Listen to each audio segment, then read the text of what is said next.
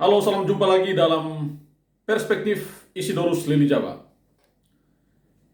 Dua musuh utama dalam KTT ASEAN di Labuan Bajo. Saudara-saudaraku yang terkasih, ya, ada dua musuh besar atau dua persoalan besar yang disampaikan oleh penyelenggara KTT ASEAN Labuan Bajo. Apakah itu? Yang pertama, stop Shopee. Ya, panitia, pihak penyelenggara, ya, aparat keamanan menyampaikan bahwa selama perhelatan ASEAN Summit Meeting di Labuan Bajo, yang puncaknya dimulai pada tanggal 9 sampai dengan tanggal 11 Mei 2023 ini, maka Labuan Bajo harus steril dari Shopee, dari miras, minuman keras. Warga tidak diperbolehkan untuk minum minuman keras, ya, di tempat-tempat umum, lalu bisa memicu persoalan. Shopee, moke, tuak, arak, itu adalah minuman kerakyatan kita, minuman lokal kita, simbol kedaulatan rakyat, ya, simbol kearifan lokal. Shopee, tuak, moke, arak itu bisa melambangkan persaudaraan, keakraban, ya, kedekatan, penghormatan. Tetapi itu kalau dikonsumsi secara wajar. Artinya secukupnya. Tidak membuat orang sampai mabuk kepalang. Nah, yang dilarang adalah kalau orang mengkonsumsi miras, mengkonsumsi Shopee, lalu menimbulkan keributan, membuat keonaran, memantik konflik, itu yang dilarang. Karena itu, selama KTT ASEAN digelar di Labuan Bajo, Shopee itu dilarang untuk dikonsumsi karena menghindari hal-hal yang seperti saya ungkapkan tadi. Mengapa? Ya, karena Labuan Bajo saat ini menjadi tuan rumah. Delegasi dari berbagai negara saat ini sedang berada di Labuan Bajo. Sebagai tuan rumah, kita memang wajib untuk menjaga keamanan, kenyamanan, ketertiban, ya, agar proses summit meeting ini bisa berjalan dengan sukses, ya, bisa berjalan dengan baik dan maksimal.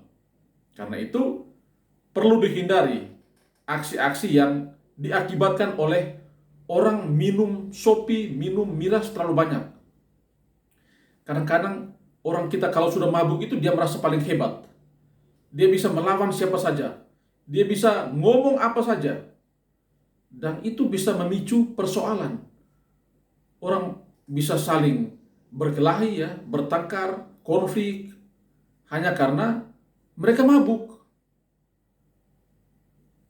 Karena mabuk itulah yang bisa membuat persaudaraan putus, ya, persahabatan renggang, ya, itu karena mabuk. Karena itu memang stop Shopee ini tujuannya agar orang tidak minum sampai mabuk atau mabuk-mabukan, lalu membuat situasi di Labuan Bajo, suasana di Labuan Bajo menjadi tidak kondusif atau timbul persoalan-persoalan, konflik-konflik yang terjadi di tengah masyarakat.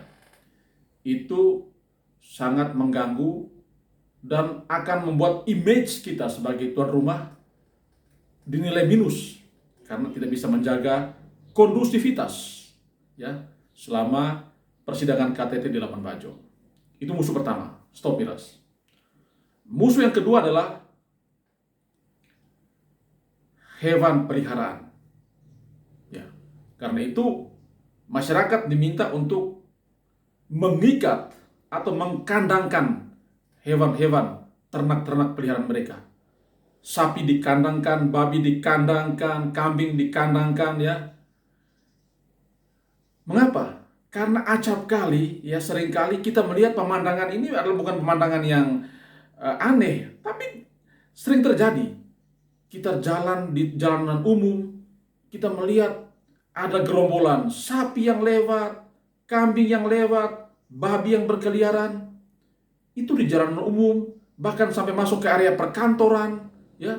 sapi bisa merumput di sekitar perkantoran, kambing bisa berkeliaran di sekitar perkantoran.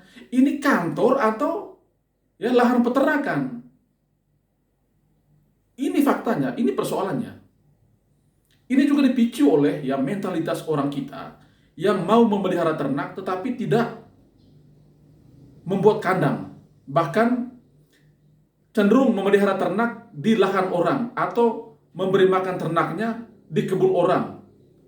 Ya, orang lain yang menanam, ternak-ternaknya yang panen. Tidak heran kalau ini juga sering menjadi pemicu persoalan, pemicu konflik di tengah masyarakat. Karena itu, penyelenggara KTT di Labuan Bajo minta agar ternak-ternak warga itu ditertibkan, dikandangkan selama persidangan KTT ini. Supaya apa? Supaya ternak itu jangan berkeliaran sembarangan ya, mengganggu arus lalu lintas ya, membuat pemandangan menjadi tidak enak. Ya ini kan bagaimana mungkin ya tamu-tamu dari luar datang kau lihat di daerah kita tuh ada ternak-ternak yang dibiarkan begitu saja. Karena itu memang patut ditertibkan. Ya. Ini juga sebenarnya menjadi catatan serius buat kita. Karena saya juga melihat di beberapa daerah ternak-ternak itu dibiarkan begitu saja ya.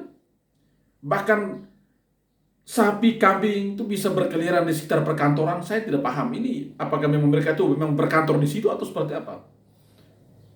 Sapi, kambing ya, kerbau ya dibiarkan masuk ke kebun orang ya, makan tanaman yang ditanami orang lain. Ini kita sepertinya tidak sadar ya. Dan itu yang memicu konflik. Karena itu kita berharap agar warga di Labuan Bajo perlu memperhatikan dua persoalan ini ya. Perlu mengikuti dua larangan ini. Stop Shopee dan kandangkan ternak masing-masing.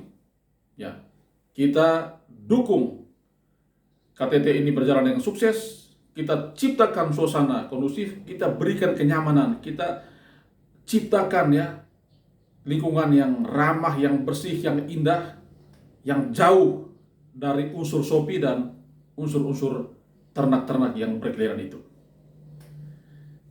Demikian ya, semoga ini menjadi catatan buat kita semua. Sukses buat penyelenggaraan KTT ASEAN ke-42 di Labuan Bajo.